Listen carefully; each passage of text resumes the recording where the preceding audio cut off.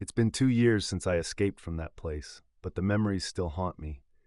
My name is Jan, and I am the one who broke free from the farmhouse in Ravenwood, a name that sounds innocent enough, but for me, it will always be a place of darkness.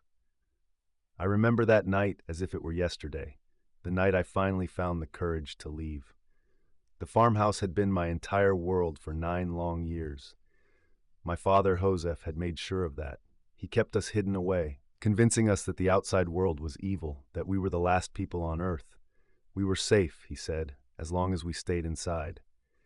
But as I grew older, doubts began to creep in, little cracks in the walls of the reality he had built around us. It was a cold autumn evening when I decided to act. The others, my brothers and sisters, were asleep in the basement, the only place we were allowed to be most of the time. I had been planning this for weeks, sneaking up to the old, rotting attic where Father kept the few books and papers he allowed us to see. I had found a map once, hidden among them, and I studied it over and over, trying to imagine what lay beyond the thick woods that surrounded Ravenwood. That night, I couldn't bear it any longer. I knew I had to leave, to see if there really was something beyond the trees, beyond the lies we had been told. My heart pounded in my chest as I quietly opened the door to the basement, my footsteps barely making a sound on the creaking floorboards. I slipped out, careful not to wake my siblings.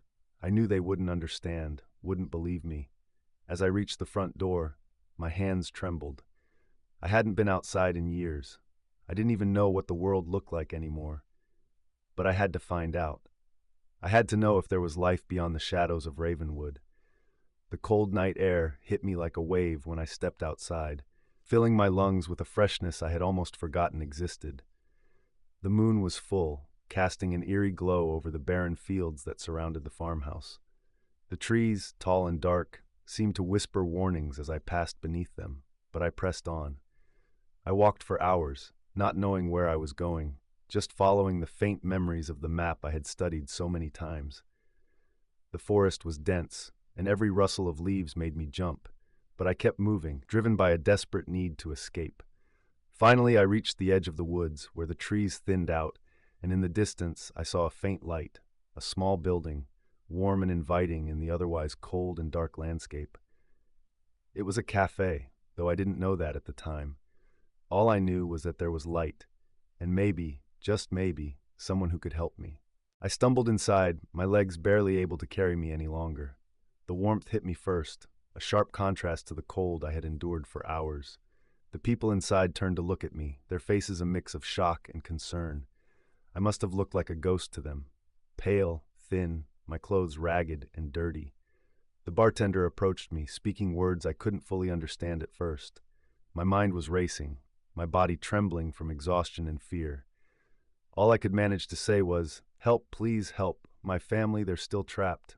The days that followed were a blur of questions, bright lights, and strange faces. I was taken to a place where they asked me endless questions about my father, about the farmhouse, about why we had been living in such isolation. But all I could think about was my siblings, still back there, still believing the lies. The authorities went to Ravenwood that very night. They found my brothers and sisters in the basement, just as I had left them, huddled together in the cold. Father was there too, lying on his bed in the small back room, too weak to resist. They told me later that he hadn't put up a fight, that he simply stared at them with those cold, dead eyes of his and whispered something they couldn't understand. They took him away, but the damage he had done to us remained. My siblings were placed in care, each of us sent to different parts of the country to try and start new lives. We had to learn everything: how to speak, how to interact with people, how to live. It was like being born again, but into a world that felt too bright, too loud, too overwhelming. I tried to visit them, to see how they were adjusting, but it was too painful. They looked at me with a mixture of fear and betrayal, as if I had shattered the only world they knew. Maybe I had, but I couldn't live in that darkness any longer. Now, 2 years later, I'm still trying to find my place in a world that doesn't feel real. I've changed my name, moved to a city where no one knows me, and tried to bury the past. But Ravenwood is always there, in the corner of my mind, lurking just out of sight. Sometimes late at night, I wake up in a cold sweat, sure that I can hear his voice, whispering to me from the darkness. I see his face in every shadow, feel his presence in every cold breeze that slips through the cracks in the walls. I've started writing down my story, trying to make sense of it all, but the words don't come easily. It's like trying to hold on to smoke. Just when I think I have it, it slips through my fingers. The fear never really goes away. It's there, just beneath the surface, waiting for a chance to pull me back under.